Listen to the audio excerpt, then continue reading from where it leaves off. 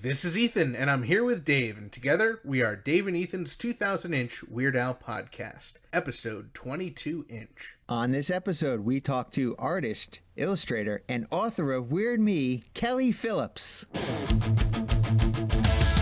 It's Dave and Ethan's 2000-inch Weird Al podcast. It's a podcast about Weird Al. It's Dave and Ethan's 2000-inch Weird Al podcast. Seriously, the whole podcast is about Weird Al. Dave and Ethan's 2000-inch Weird Al podcast. You don't have to listen, but we're glad you are. Dave and Ethan's 2000-inch Weird Al podcast.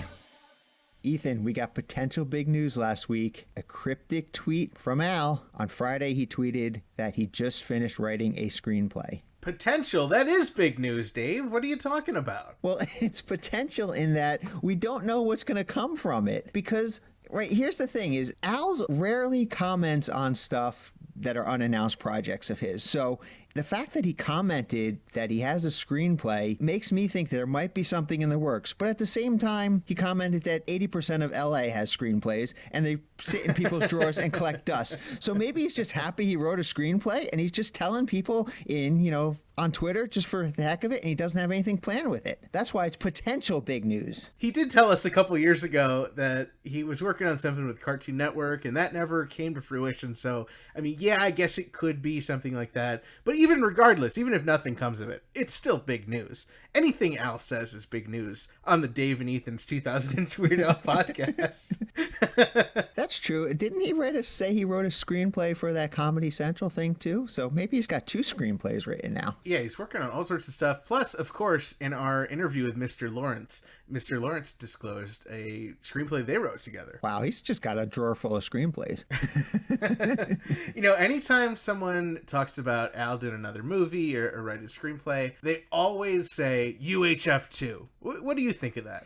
I think UHF2 would be amazing, but Al has commented multiple times that he doesn't have any interest in doing a UHF2. I guess that maybe I have an unpopular opinion, but I don't think we need a UHF2. I don't want a UHF2. I mean, I would love to have one. Don't get me wrong. But, Al did such a great job in UHF, and I was so satisfied with the ending and how that movie turned out and how it's, remained so relevant for 30 years now. But, Al's imagination is got so many great things. I want to see a new world created. I don't want to necessarily see the same movie told a different way. Does that make sense? No, I totally agree with you on that. I would love to see just what else is in Al's mind, what else he could come up with. I mean, this screenplay, whatever it is, it's from the mind of Weird Al Yankovic. So it's just going to be fun. It's going to be wacky. It's going to be well thought out. It's just going to be a movie that any movie studio should pounce on. What I am really hoping for, so I would love if it was a musical, the same way, that Tenacious D did The Pick of Destiny,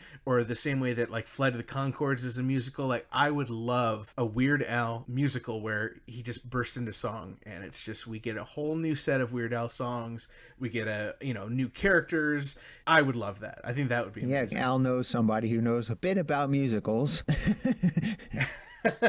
He has been, seen with Lin-Manuel Miranda quite a few times. There was rumors, and I don't have anything based in fact on this, but I did hear rumors that Al was looking to do some kind of musical with Lin-Manuel Miranda. So maybe that's why he wrote this screenplay. That would be amazing. When you hear someone's working on a musical, I'm sure a lot of people think Broadway, but I think it makes a lot more sense for him to do a movie. Yeah, my mind immediately went to Broadway as well when I heard the musical rumor. That's something Al really hasn't done, is taken on a live, performance on Broadway, multiple night after night after night. I mean, his shows are kind of always like a multimedia Broadway show, but his concerts, but right. I mean, just in general, a Hamilton type of play, he just has not ever ventured into that. So my mind went to that as well. A movie would be great too, because you're right. Then that frees him up to do other stuff as well. But of course, using the phrase screenplay in his cryptic tweet, that does make me think it's filmed. I don't think he would say screenplay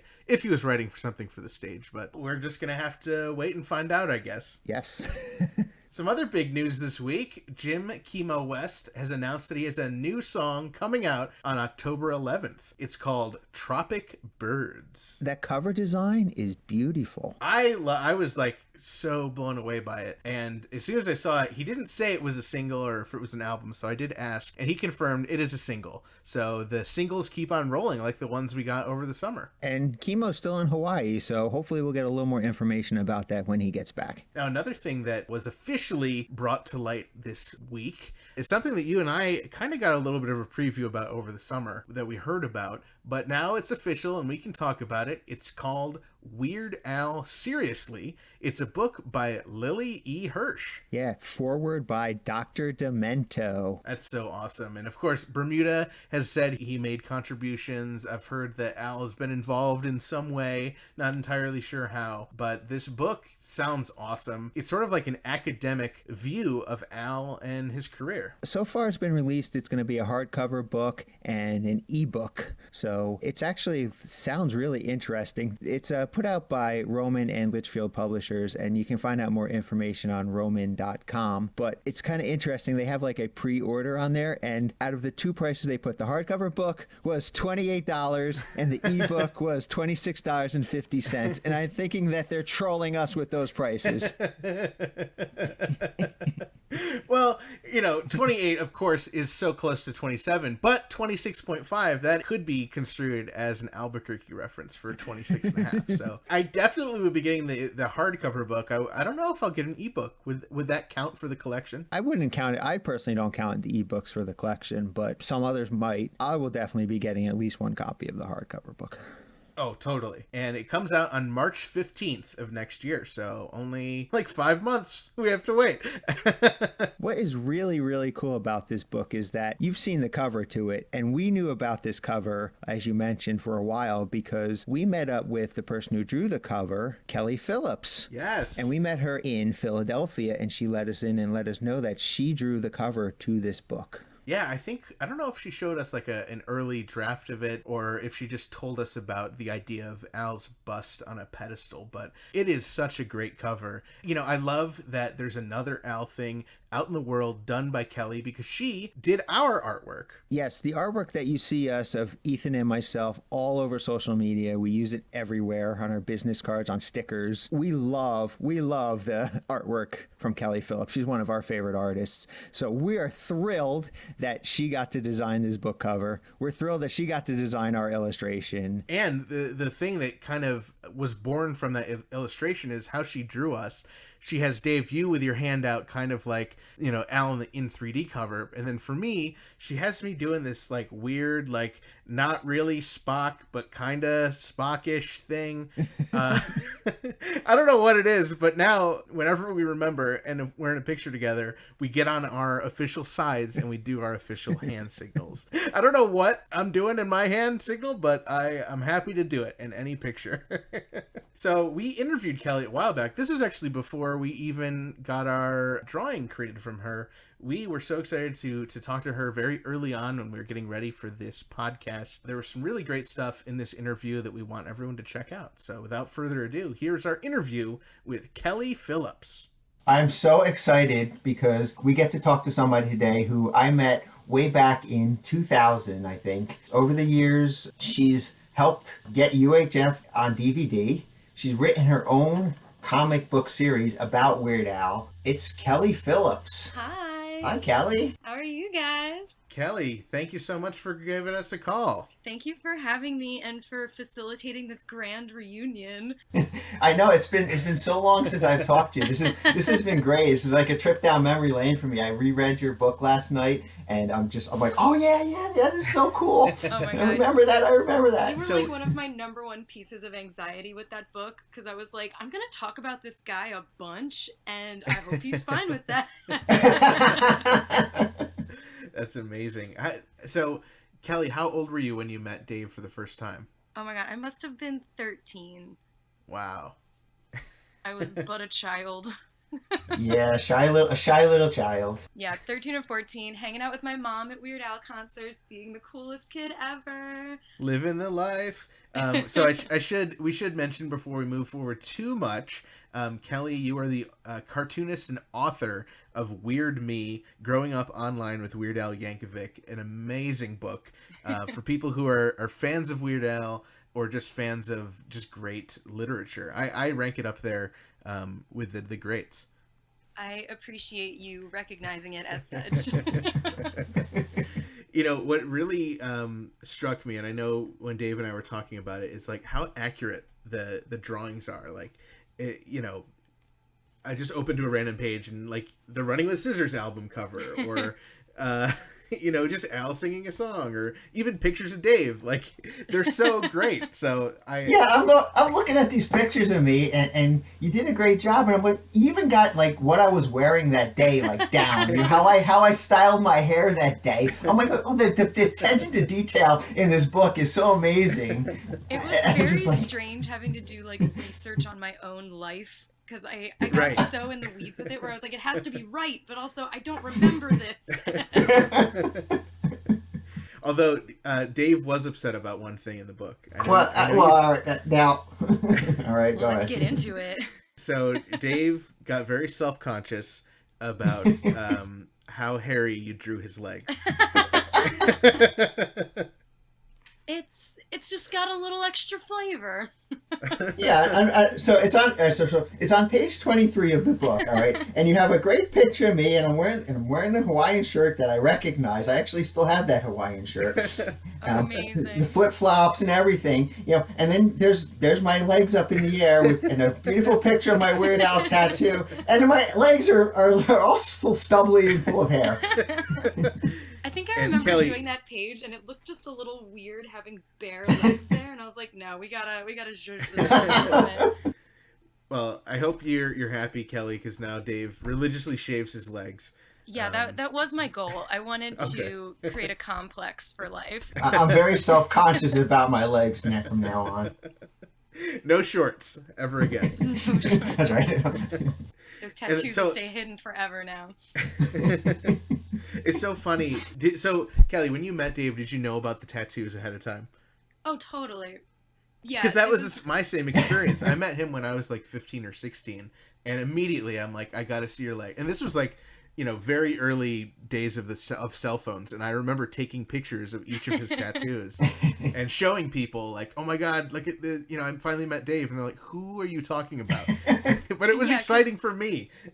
Yeah, because Dave had like the biggest fan website at the time, and I think I made like the 13th fan site that existed at the time. So we were all like very aware of one another's orbits, and I was like, this is the tattoo guy, and he's like met Weird Al a whole bunch. So yeah, as you rightfully remember, my awkward self was probably just like silently peering at you. Looking through the thicks of your leg hair to see the. That's right. I was committing it to memory. So. If only that guy would shave his legs, I could see these tattoos. You were just really ruining it for me. So I don't want to reveal too much, but you know, just for our listeners who maybe haven't read Weird Me yet, you know, what is it about? Sure. So the crux of it is that I ran a Weird Al fan site when I was 13. And it kind of starts with the beginning of my Weird Al journey and how I discovered him and his music. And it just goes full tilt into how I developed, you know, the kind of unique obsessive fanhood that you have when you're a teenager, where every detail is committed to memory for life, I've learned. And truly, in like the most early 2000s way possible, the only way that I could express my like devotion to Weird Al was to create an HTML based website. So Amazing. that's like the first issue covers kind of the genesis of all of that, and then it goes into just what the next few years of my life were because I became a Weird Al fan and had this website and all the people that I met, the shows that I went to, and just sort of how I've grown with and throughout that fandom. So one thing Dave and I were trying to figure out, have you been to shows since the book came out? Yes, I have been to shows since it came out, and I think the very end of the book is like the first concert I'd been to since my heyday. Right. The hiatus. Curious about that too. There was like a 12 or 13 year hiatus in there where you hadn't actually attended any Weird Al concerts. Yeah, and I do remember, and now I'm like regretting it so much because I live so close to like the Tower Theater. Like I remember shows coming and going, and I was like, I don't really need to go see Weird Al. Like, I'll skip this one. And no, foolishness. But yeah, there was a period where I don't think I became self-conscious about it, because I was clearly very visibly into Weird Al at my most awkward stage of life. But I think it just kind of like naturally faded out of prominence from my life. And then as I sort of, got through college and you start going out into the world and kind of rediscovering what's important to you and what was kind of fundamental to your formative years, I was just like, everybody, I know every Weird Al song by heart, and you're just gonna have to accept this about me. Also, there's documented evidence of it on the internet.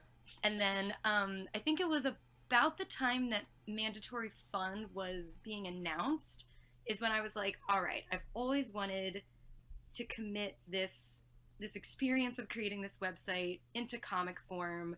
Now's the time to do it. And I got the first issue out, and then I think by the time it came out, Mandatory Fun had been out, and that's when I realized that Weird Al had hit like that legend status. And I was like, there's something that I missed in those years that I wasn't really participating anymore, where he went from like the omnipresent, like teenage, like most favorite artist of all time to literally everyone admires and respects and loves Weird Al, and we've all been really quiet about it until right now. So it was a really good timing personally for me. So thanks, Al, for releasing that album right then, because it matched up with my personal journey. It's all part of his grand plan. Yeah, so I've talked to Al about it, and I asked him why he chose to release it, in 2015. He said, well, I think Kelly really needs to hear this album. Yeah, he knew that I'd finally accepted myself, truly. Oh man, it's a great book. I hope people check it out. You can get copies of the book at kellyphillips.net. And Weird Me is not the only project you have out there. I was checking out your other stuff. Tell us about Dirty Diamonds, this all-girl comic anthology. Yeah, Dirty Diamonds is my baby. I edit and publish it with my best friend from middle school, who knew me through all of my Weird Al phase in my teenage years, so she's my witness. But she and I have been making Dirty Diamonds since 2011. And like you said, it's an all-girl comic anthology that was born out of us wanting to see more female comic representation in the books that were getting published at the time. We were seeing lots of other anthologies out there where the ratio would be, 10 guys to the one token girl. And we decided that, if our dumb friends could be making their own books, it couldn't be that hard. So we're going to just throw our hats into the ring and make the comics that we wanted to read. So we're several years later, we're working on our 10th installment, and the book has gotten about 20 times the size that it started. And we've produced, thousands of pages of comics, worked with hundreds of artists from around the world. And it's the thing that we're probably the most proud of in the entire world. That's incredible. And that's amazing, yeah. Congratulations on that. So many cool projects. You get so us full of projects. You get us UHF on DVD, you make the website. I felt so validated when I was doing my research, because I was trying to get like the timeline of certain events down, and I found some website had documented like the release history of UHF, and they had a little citation of my website. And I was like, I didn't make it up. I was like, I in no way had any influence on this with my like 180 petition signatures. But... Well, that's really cool. I remember that petition, and hopefully I signed it. I hope I signed it. I'm probably sure I can look it up. Just in case we didn't, don't. Yeah. Yeah, that was the whole crux of my website, was I was so bereaved that I couldn't find UHF anywhere that I had to start an online petition via email collection and adding them to an HTML table. And you touch a little bit on this in the book, and I don't want to give away too much, but you had a little help getting your website online. A very special person helped you out there. Oh yeah, so I very earnestly was like, well, I love WeirdAl.com, and I know John Bermuda Schwartz is the webmaster, so I'm just going to email him for web hosting advice. And he answered me. And he was like, use this web host. You should get it your own domain name. Here's some tips that I use. And I was like, oh, thank you so much. We're friends now. That is so cool. It's Yes, the best he's person very you could ask. responsive, I learned. He was probably excited to talk about it, you know? I'm sure it was very novel for him to be like, ooh, I can share my web hosting knowledge with someone. We were all very proud of ourselves for teaching ourselves HTML back then. Yeah, you have some great stories in this book, and I was thinking back to the time we were in Hershey Park together. Mm-hmm. There was 4 concerts in 2 days. Yeah, 4 concerts in 2 days, and we were running to be first in line. And I think you had caught one of the Smells Like Nirvana cups at one of those concerts. Yeah, you still have that cup? I think it's still in my bedroom at my parents' house. As long as it's safe. It is. Unfortunately, the spatula that I had in the comic that I show, Jim West actually helped me get it signed backstage. I have literally no idea where that is. It's been lost. No. It's been lost since I was like 16. So it lives on only in dreams. We need to get you a new spatula. Yeah, we're gonna have to put out a missing alert if anyone sees Yes, Kelly's please. spatula. Luigi. Please, Luigi. That's right, the Luigi. lasagna Please. spatula. It is a very prominent and I'm sure valuable Weird Al signature on Yes. it. I mean, it's in Weird Me, so it makes it much more valuable than just a regular spatula. And then it has the secret story there. That's right. So on the inside cover of your book, as I'm flipping through it this past week, I see a name on there that I didn't recognize until very recently, and that is Annie Stahl. Mm-hmm. Wrote the review on the inside cover. Because she's amazing. Yeah, Annie's someone that I know. I know her through like the comic circuit. She's like the sweetest, kindest, most generous person ever. And she makes like phenomenally beautiful projects. I mean, the squeeze box is the greatest thing I've ever seen in my life. So yeah, and she would hit me up every now and then to say like, I need to get your book. I need to read what fans would want to have in this squeeze box. And she would always profusely thank me at comic shows, and I'm like, I didn't do anything. But she's like, no, I got into your head. Oh, that's great. Yeah, she did a phenomenal job on that. What a great connection that was lost on us for years. Yeah, comics is small. I love it. And it took me a long time too to realize that her day job was at Sony and that she just so happened to be the one selected to work on the squeeze box. So Right. it's all very serendipitous. It is. It's all meant to be. Kelly, we can follow you on all the social medias at Kelly P Comics.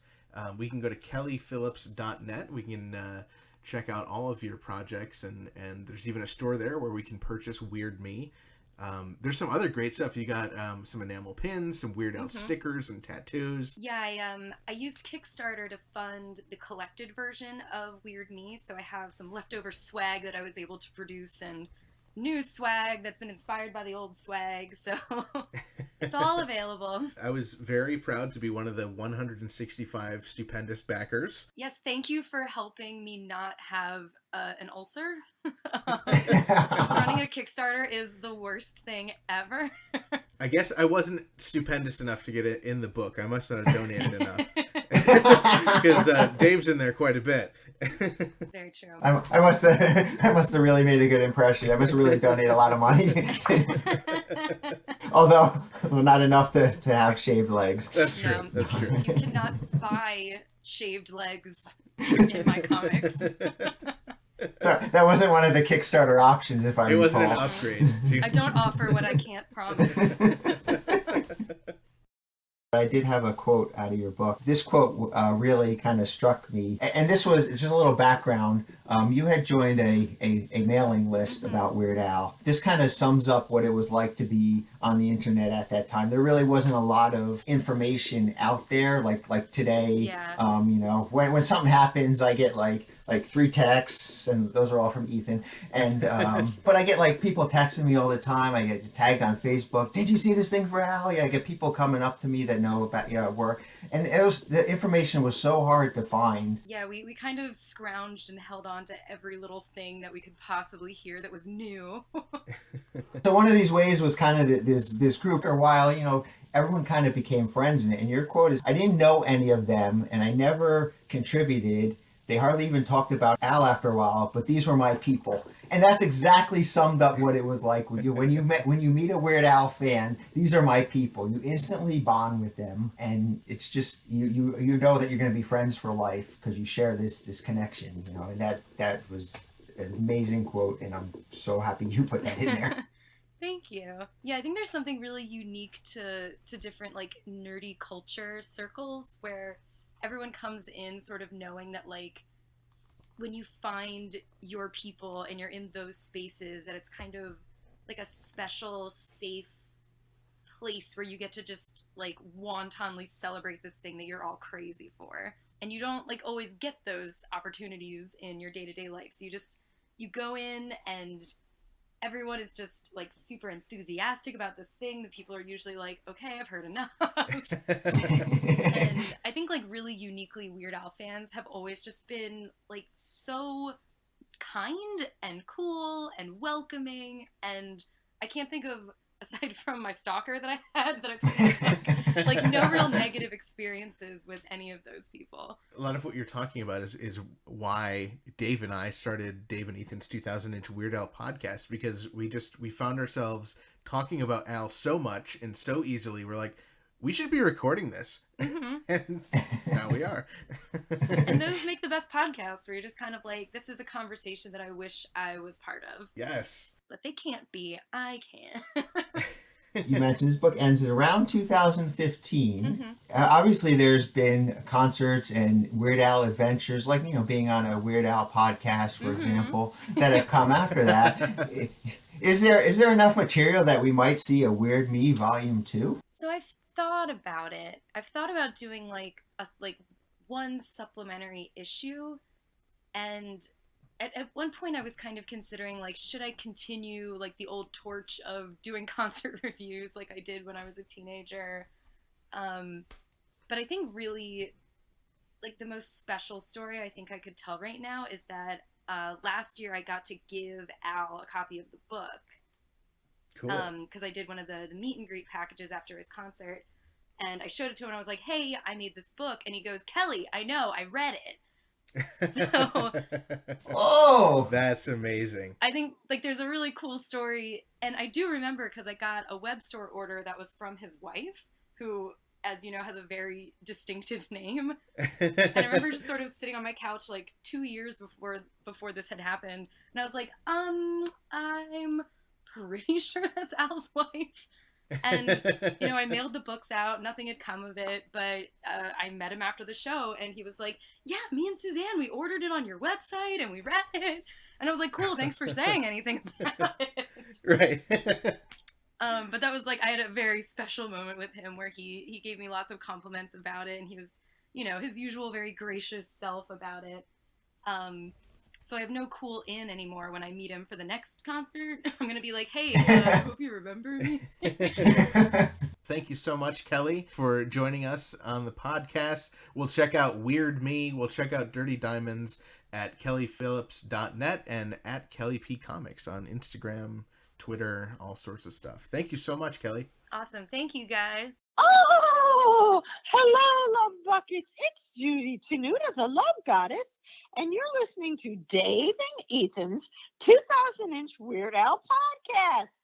It can happen. Huge thank you to Kelly Phillips. Thanks so much for being on the show. As we alluded to in the interview, you can check out kellyphillips.net, and you'll see that Kelly also designs temporary tattoos, stickers, and enamel pins. They are all so awesome. You know I love pins, Dave. She has these really cool pins. She has an Aloha Hibiscus enamel pin, of course, inspired by the stylings of Weird Al Yankovic, and she has a super cool Dare to be Stupid enamel pin. Ethan, you also design enamel pins. Actually, you designed an enamel pin, a really cool enamel pin, to commemorate Weird Al's star. Yeah, you know where that idea came from? Leading up to the star, I wanted something. I was like thinking like maybe I should make a t-shirt or I don't know what I could do. But then when I started getting into enamel pins, it's like, wow, this would make a cool pin. So at the star, I took a bunch of pictures, and then I went home and I taught myself how to use InDesign, and I hand traced every single element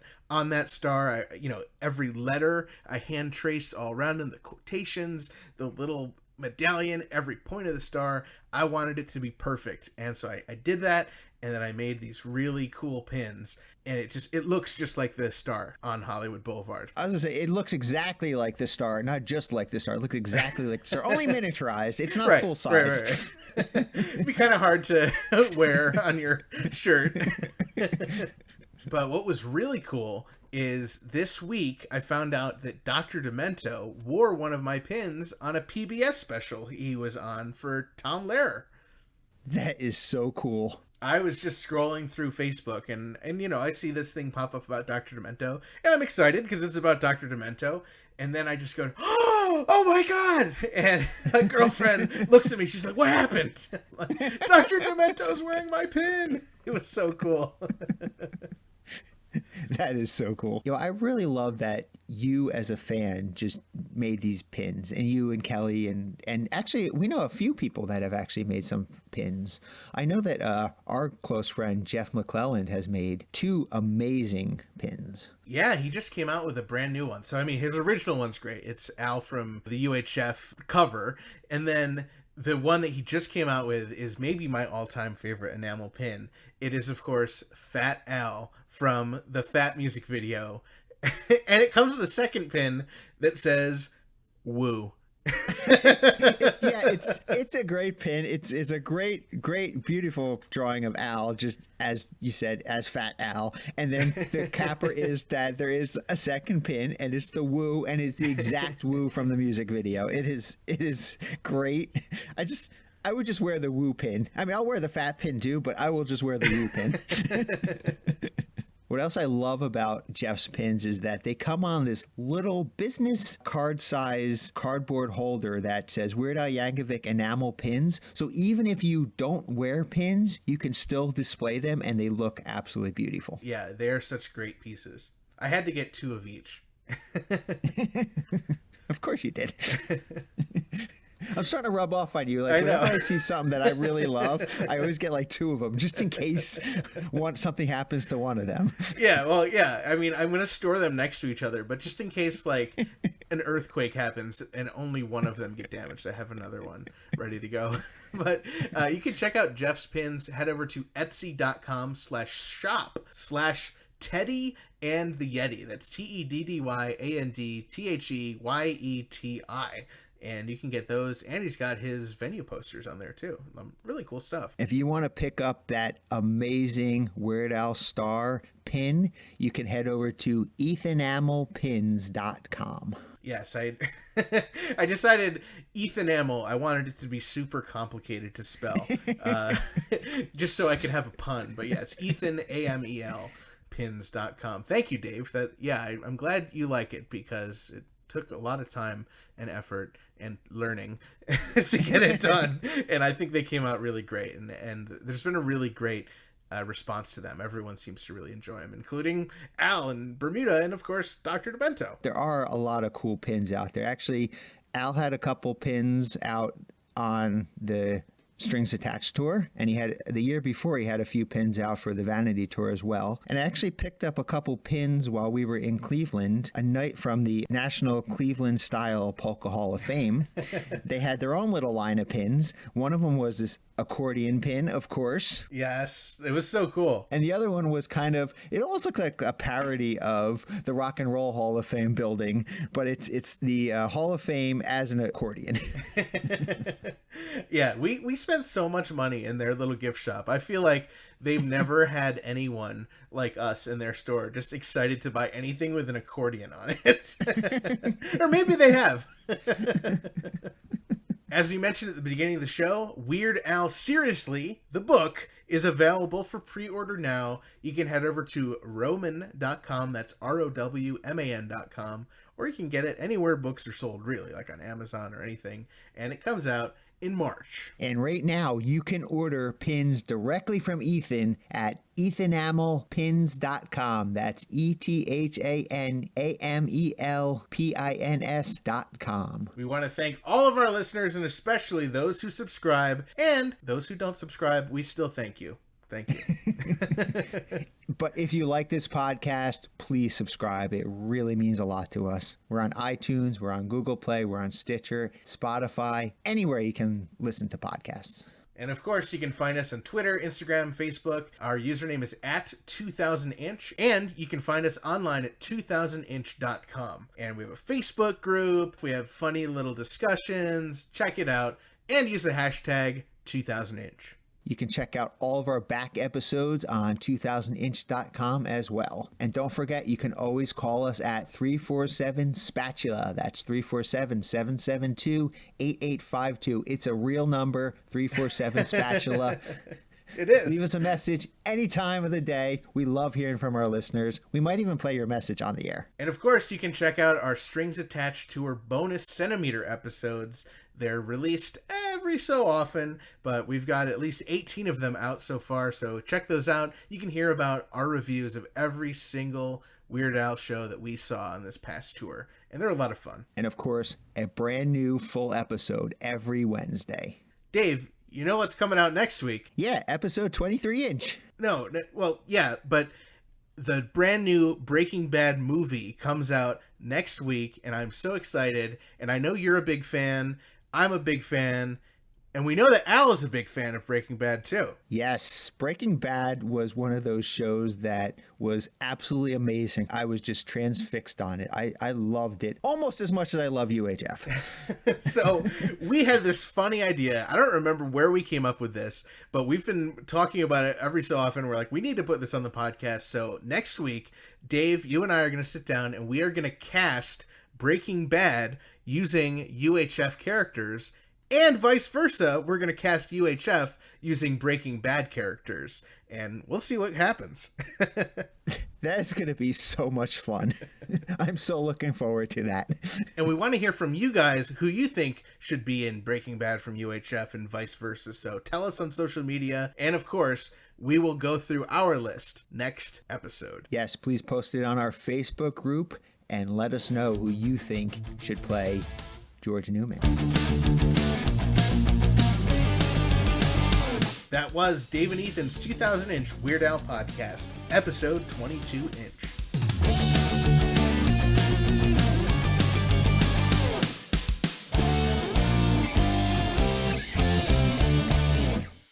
Da da da da da da.